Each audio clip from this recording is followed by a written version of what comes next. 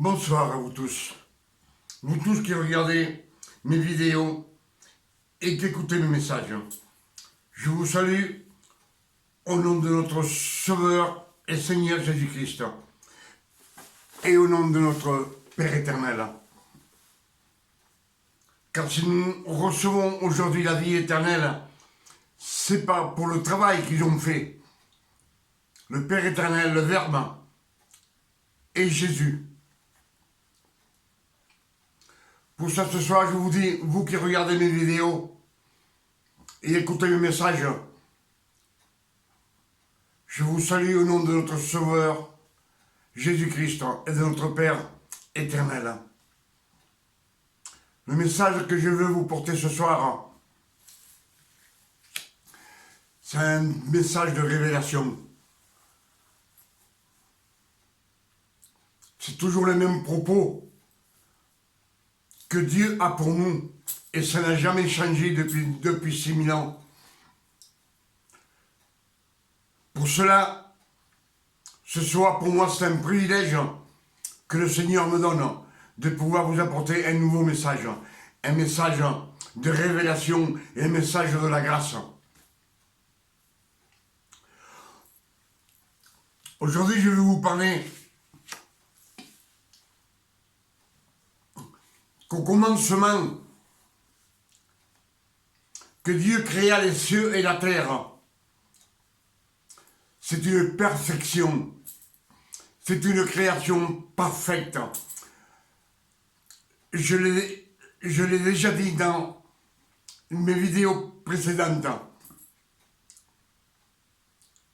Dans cette création, dans la Genèse 1, verset 1, quand Dieu dit, Dieu créa les cieux et la terre,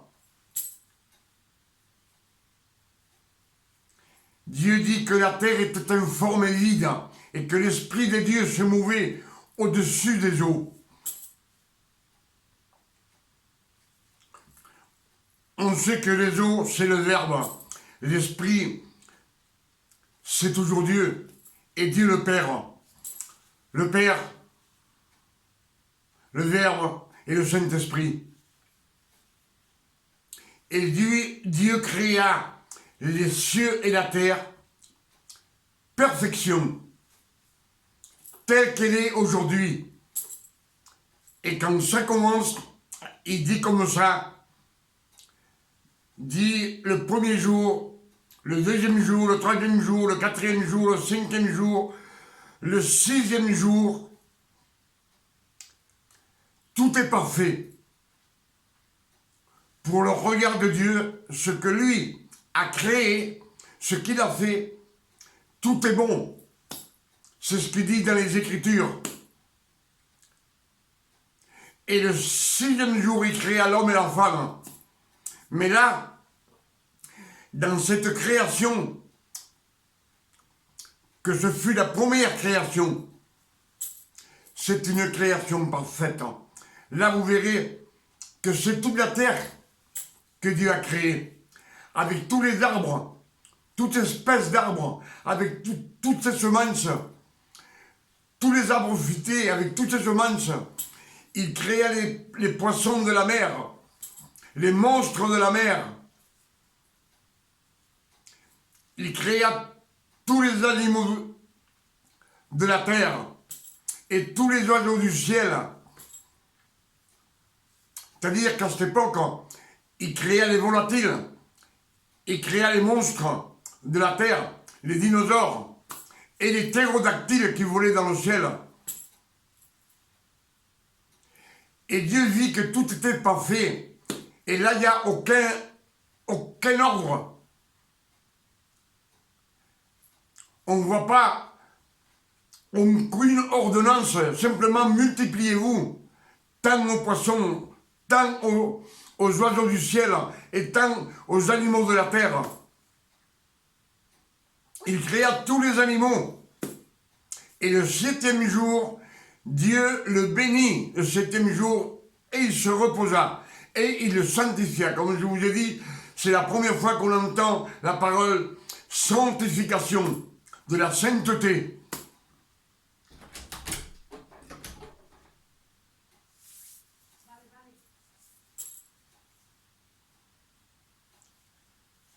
je pense que je suis bien clair avec vous, parce que dans la seconde création, quand le Seigneur dit, quand les cieux et la terre furent créés, il n'y avait pas d'herbe, aucun arbuste n'avait poussé sur la terre, mais la terre était complètement terminée. Et qu'est-ce qui se passe alors maintenant?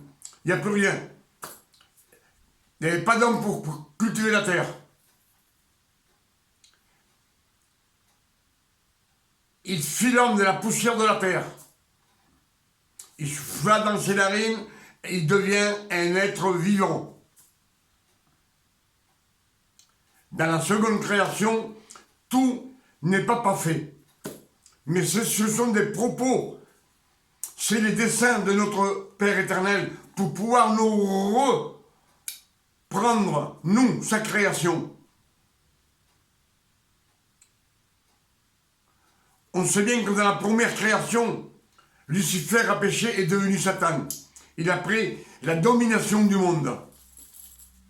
Et Dieu, le Père, après,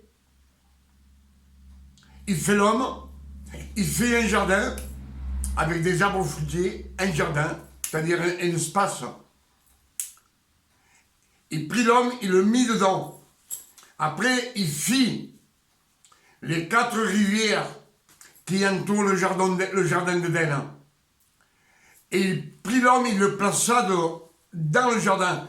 Et là, il lui dit, tu peux manger de tous les arbres qu'il y a, mais de l'arbre du milieu, de la connaissance du bien et du mal, tu n'en mangeras pas. Le jour où tu mangeras, tu mourras. On voit bien que là aussi, ce que je dis toujours, il lui dit de rien faire, ne fais rien, ne mange pas, ne touche pas. Il dit ne mange pas, c'est tout. Et là, on voit bien que Dieu, il ne se repose pas. Alors, qui est-ce qui travaille pour reprendre la création, l'homme, la création de l'être humain? C'est Dieu, c'est le Verbe qui travaille. Le Verbe, après, il se sert de beaucoup d'hommes. Il s'est servi de 16 prophètes. Isaïe, Jérémie, Ézéchiel, Daniel, Osée, Joël, Amos, Abdias, Jonas, Michée, Naoum, Habakkuk, Sophonie, Agé, Zacharie, Malachie. Dieu, le Verbe, il s'est servi de tous ces prophètes. Il les a fait prophétiser pour nous. C'est le Verbe qui parlait avec eux. Pour nous laisser une enseignance de ce que nous devions faire et ce que nous devions vous attendre. Ce que nous devions attendre, c'est Jésus sur la croix.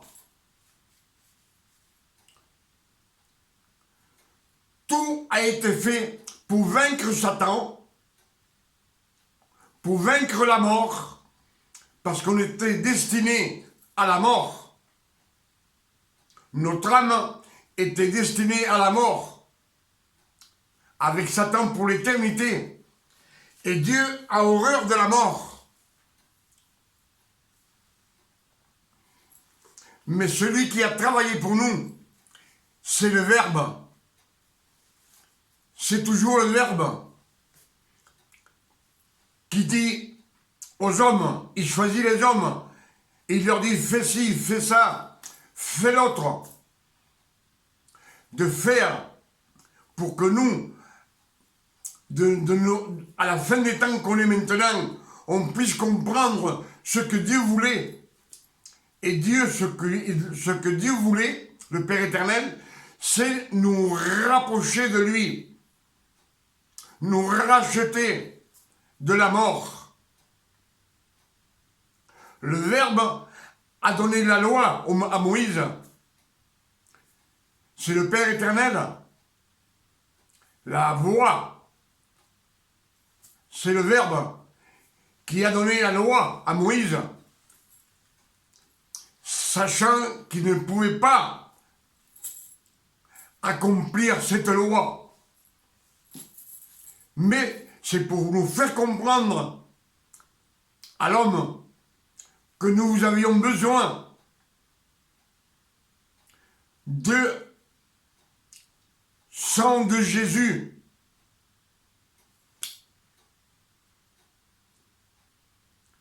Si Jésus est mort sur la croix, le Verbe a pris un corps.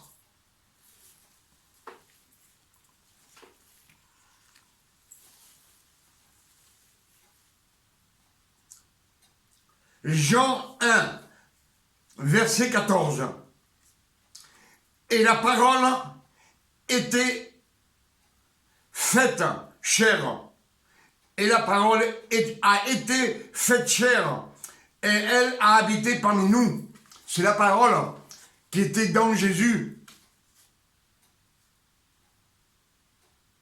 C'est la parole. C'est elle qui a travaillé pour nous reprendre à nous. Tout a été fait pour nous.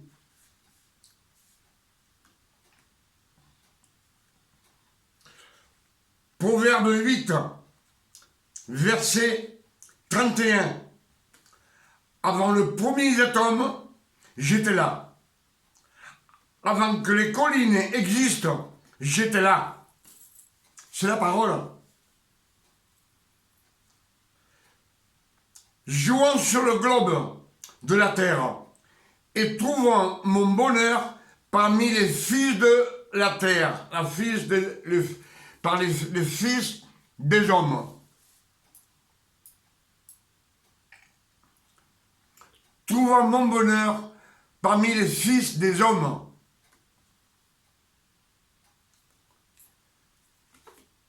Et cette même parole qui a créé les cieux et la terre, c'est elle qui a créé le jardin d'Éden.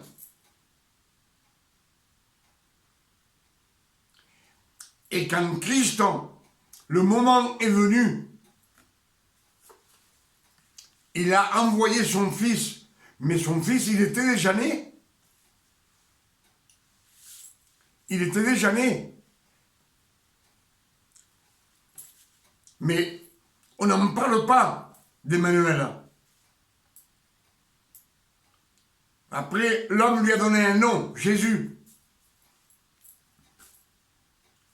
Emmanuel veut dire Dieu entre nous, parmi nous. Dieu parmi nous. L'ange Gabriel dit à Marie, tu auras un fils et tu lui appelleras Emmanuel. Emmanuel, c'est une phrase. C'est Dieu parmi nous. Et quand Dieu est venu parmi nous, personne ne l'a reconnu.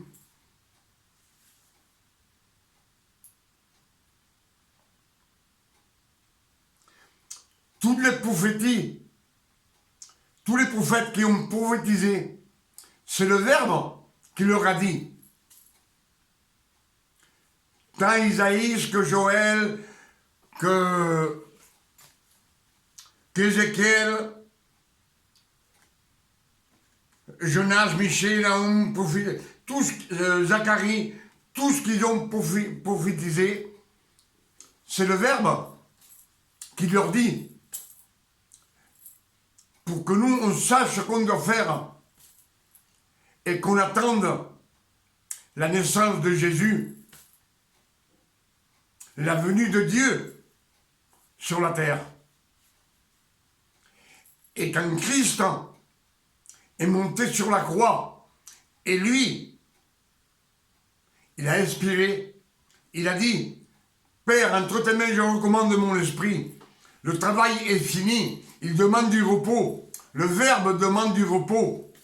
Il retourne dans sa gloire. Et Jésus vient avec lui. Et il l'assied à sa droite. Ils disent les Écritures, le Seigneur a dit à mon Seigneur, assis-toi à ma droite,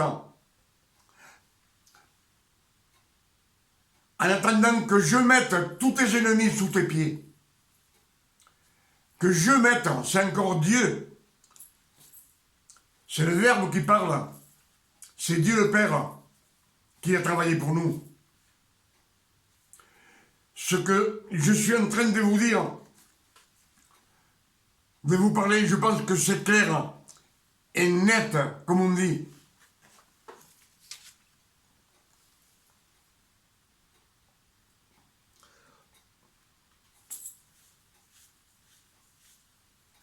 On dit que la parole a été faite chair. Donc c'est Dieu qui a fait chair. Le Verbe, c'est fait chair. Le Verbe, c'est la parole qu'on parle. Ça, c'est le Verbe. Mais le Verbe, il a toujours travaillé pour nous.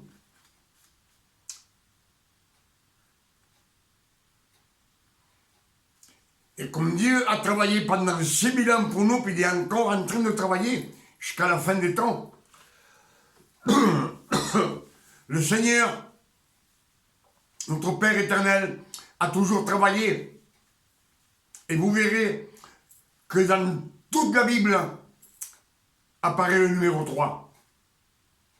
3. Mais ce qui est nécessaire, c'est le troisième. 1, 2, 3, c'est le troisième. Christ ressuscita au troisième jour. C'est le troisième jour qui est parti au ciel et qui nous laissa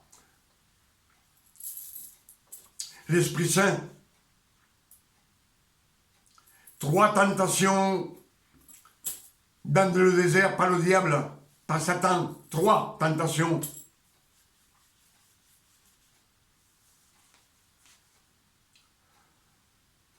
Abraham, Dieu lui dit, va, sacrifie-moi ton fils. Il marche 3 jours dans le jardin de Gethsémani. 3 fois, il va, il vient, il va, il vient. Il se met à genoux en demandant au Père. La 3e fois, c'est quand lui se donne aux pharisiens, aux pécheurs, pour qu'ils soient crucifiés. C'est toujours la 3e fois. La glorification sur le mont.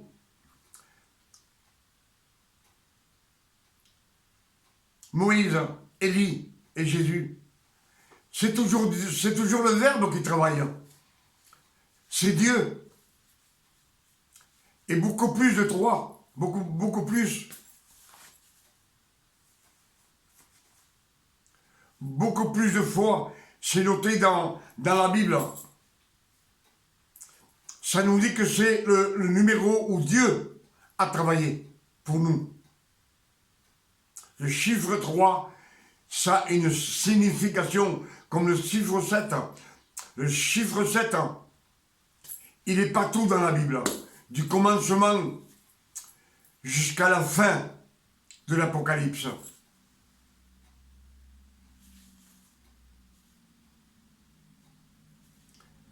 Alors si Dieu a fait une création parfaite, où il n'y avait ni péché, ni jardin, ni Satan, ni ordonnance. Simplement, multipliez-vous et remplissez la terre. Et on voit qu'après, la terre était désordonnée. C'est tout désordonné. Et Dieu fait un petit jardin pour Adam et Ève. Et il continue de travailler. Il fait des sacrifices. Dieu, le Verbe, fait des sacrifices.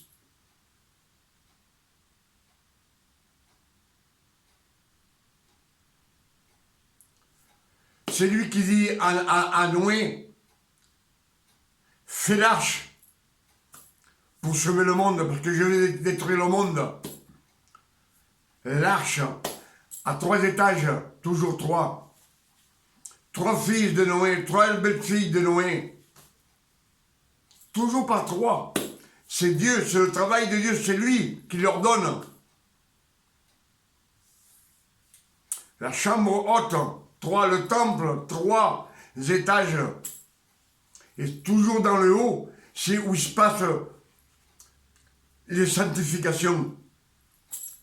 C'est dans la chambre haute où les apôtres reçoivent le Saint-Esprit.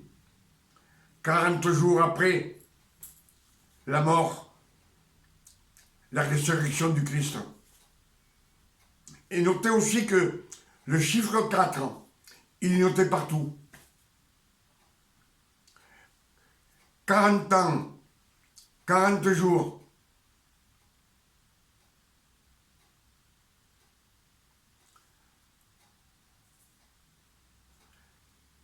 « 40 jours au mont Sinaï, 40 jours dans le désert. »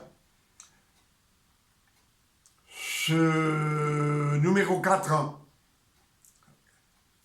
ça a une significance aussi. Il faudra la chercher, parce que dans le monde, il y a 4 continents, comme 4 points cardinaux, nord, sud, est et ouest.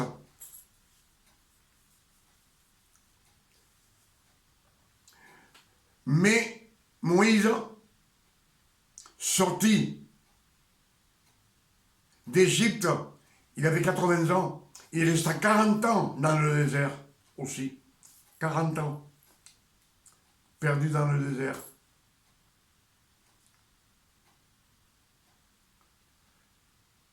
Et encore, il y a beaucoup de...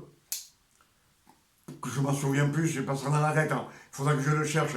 Mais souvenez-vous que tout a une signification dans la Bible. Les numéros, comme chaque verset, il y a quelque chose à sortir pour l'enseignance et la partager avec les uns et avec les autres, avec tout le monde. Faut pas seulement partager avec les chrétiens. S'ils sont chrétiens, c'est à eux de chercher dans la Bible. La Bible, c'est un livre magique. Plus vous la regardez, plus vous lisez, plus vous trouvez des choses qui sortent. Les révélations sortent et vous les voyez. Parce que c'est Dieu, c'est l'Esprit Saint qui vous le donne. Je pense que j'ai parlé franchement avec vous.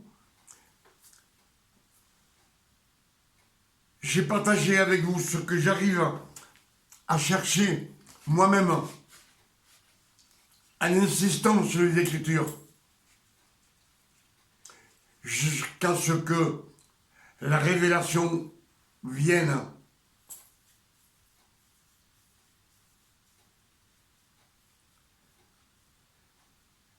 Et si vous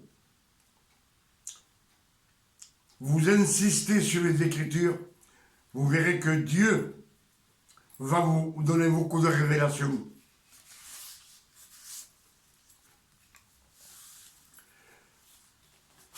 On a beaucoup de révélations que nous, on attend simplement mourir pour aller au ciel. Non. Priez pour que Christ vienne prendre l'église et que nous partions avec lui dans le ciel. On l'attend. On l'attend impatiemment.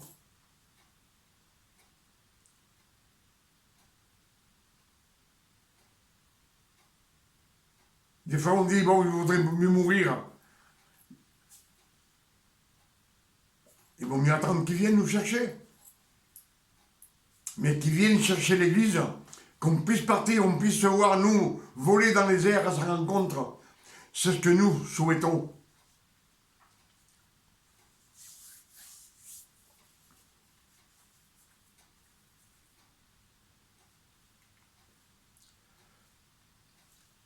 La grâce, elle nous vient de notre Seigneur Jésus-Christ. Nous, on ne mérite rien. Lui, il a tout mérité par le Père éternel. Parce que le Verbe, toutes les prophéties qu'il a données, la loi, c'est lui qui les a données. Les 10 commandements, c'est lui, c'est le Verbe qui les a donnés. Et quand Christ est né, comme un homme, comme toi et moi, jusqu'à 30 ans, il a attendu jusqu'à 30 ans pour pouvoir se baptiser et que l'Esprit Saint vienne sur lui.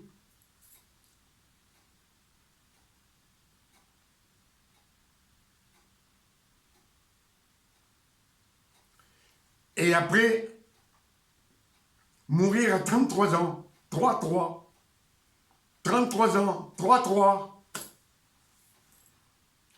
et ressusciter au 3e jour.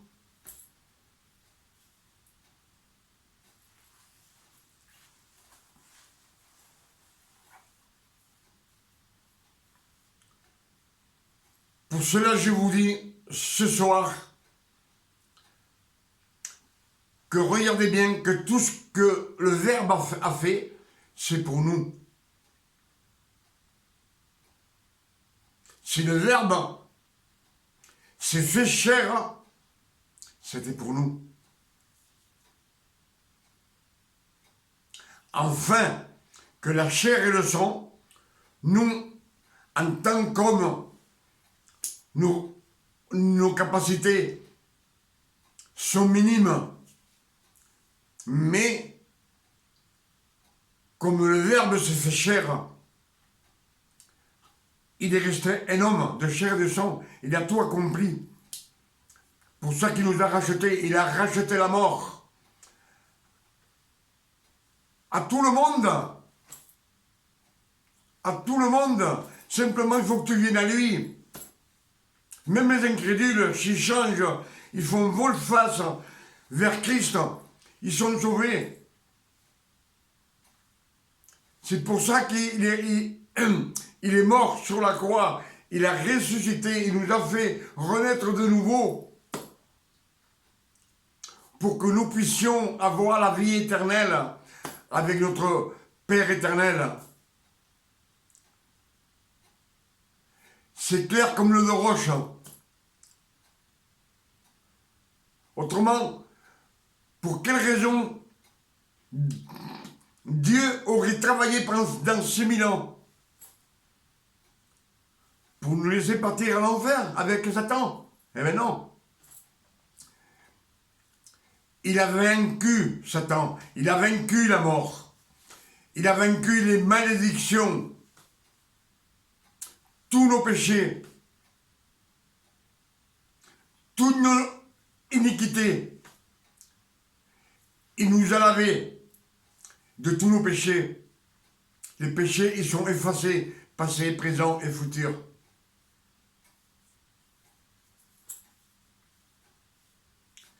Tout cela, nous le devons à Dieu, au Verbe, au Père éternel et à Jésus. Pour ça, quand je vous salue au nom de notre Père éternel et au nom de notre Seigneur, Sauveur, Jésus-Christ.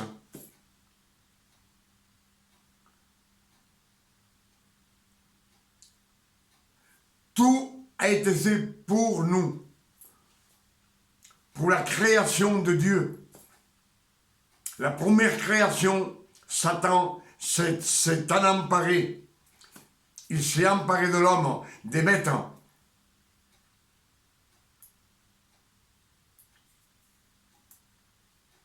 Pour cela, je vous dis que quand Dieu créa les cieux et la terre, ils étaient parfaits. Parfait. Pour ça, il se reposa.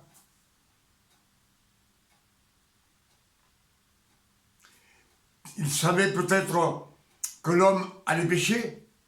Sûrement que oui. Qu'il le savait. Mais dans la première création, il n'y a aucune ordonnance, il n'y a rien. Et comme Lucifer, c'est lui qui a tout basculé dans le chaos.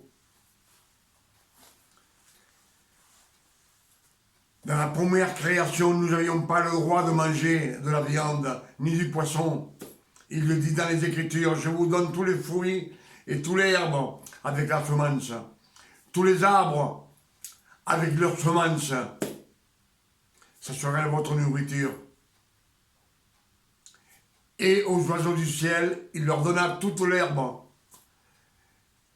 Et aux animaux de la terre, il leur donna toute l'herbe. Donc, les dinosaures et tout ça, à l'époque, mangeaient de l'herbe. Mais Satan s'est emparé du pouvoir.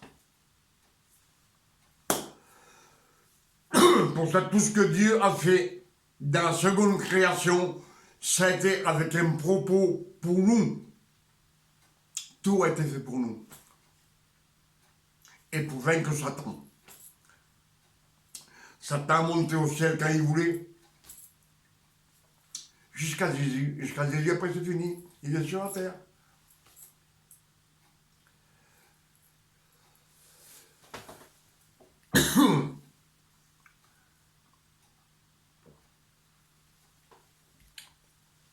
Pour cela, je voulais vous dire que la grâce, elle nous vient de Jésus, de Dieu. Et la loi nous a été donnée par intermédiaire Moïse, Aaron et au peuple. La grâce vient directement du ciel. C'est lui. Pour cela, quand il dit, quand vous avez besoin de quelque chose, demandez à mon nom. Quand vous avez besoin de quelque chose, demandez au Père, à mon nom.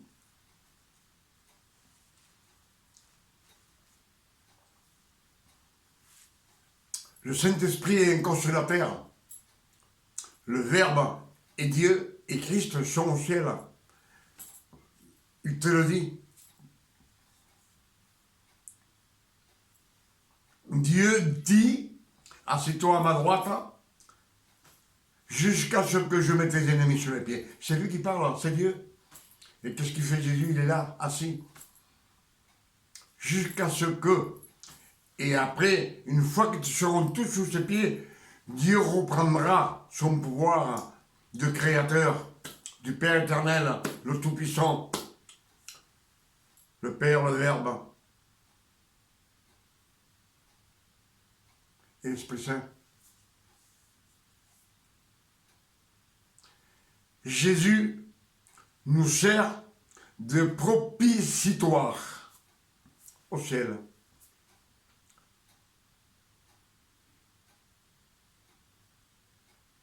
C'est un propitiatoire. Quand on pêche, Dieu voit Jésus, voit la sainteté de Jésus, parce qu'il nous a rachetés de la mort. Il nous a rachetés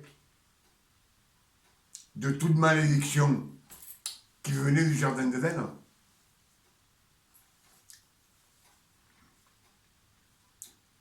Jésus, quand on est proche de lui, il nous ouvre les yeux et nous débouche les oreilles. Il le dit dans les Écritures.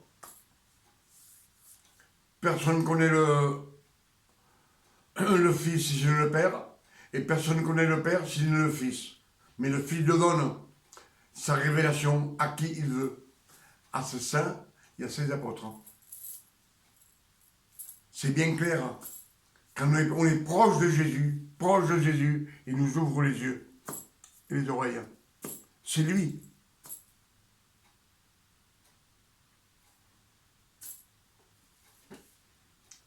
Dieu lui a donné tout le commandement. C'est lui qui commande de nos jours. Il commande tout, sur toute la terre. Il a le commandement. il est à la droite du Père. C'est la force. Lui.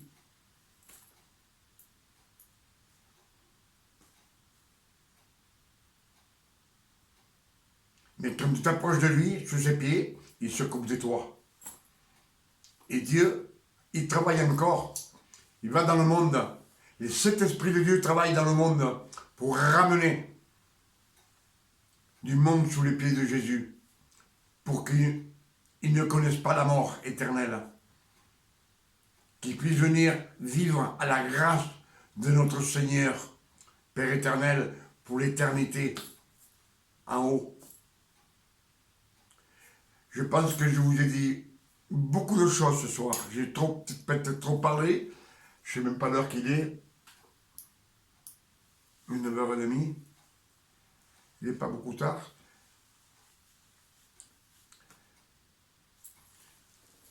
J'espère que ces quelques mots que je vous ai dit puissent, comme toujours, c'est ce que je souhaite, que Dieu vous enlève le bandeau des yeux.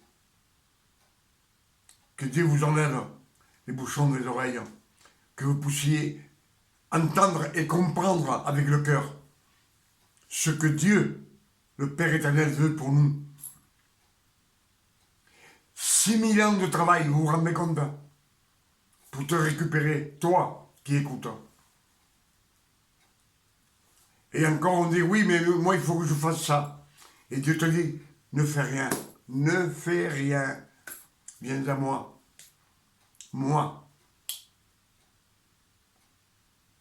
C'est moi qui t'enlève le fardeau. Tes péchés, c'est moi qui te lave.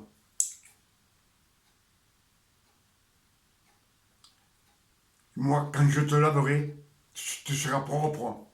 Comme le fils prodigue, quand il va au père, il lui demande rien, il lui met un vêtement tout neuf. Immaculé, plus de péché, un anneau. Il embrasse. Il ne se préoccupe pas d'où est-ce qu'il vient, ni dans l'état qu'il vient. Non. Et cette promesse est pour nous. Comme le fils prodigue, qui vient du monde. Mais il vient du monde, il vient du péché. Alors attention à ceux qui sont sous la loi. Parce que la loi, Jésus dit aux pharisiens, vous me chercherez, vous ne me trouverez pas. Où je vais, vous ne pouvez pas venir. Vous mourirez dans vos péchés. Pourtant, c'est clair, hein. C'est clair, hein, comme on dit toujours, comme de l'eau de roche.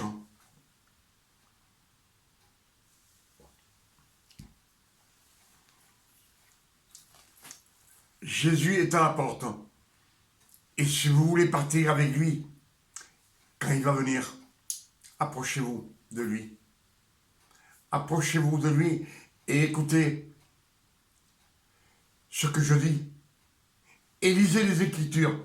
Si vous n'avez pas confiance en moi, tout vient des Écritures. C'est tout spécifié. C'est tout écrit.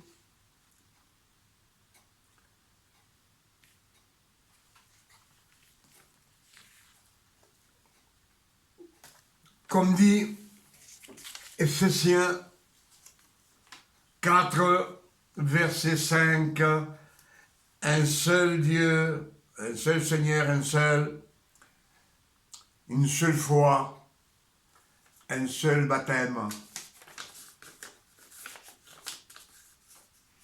Dans la loi, il fallait jeûner pour avoir quelque chose. Il fallait se mettre à genoux pour avoir quelque chose. On priait à genoux, en demandant, en pleurant.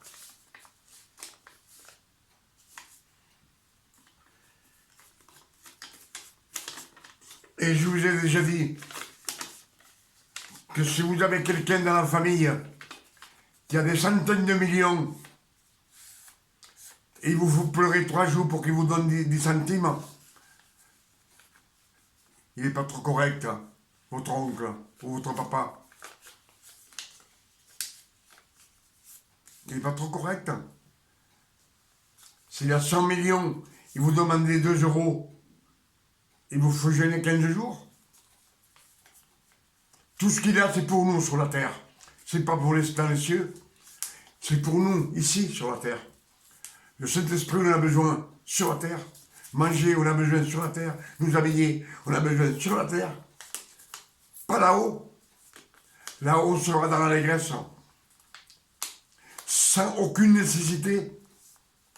Parce que nous serons sous la main de notre Seigneur Jésus-Christ et notre Père éternel.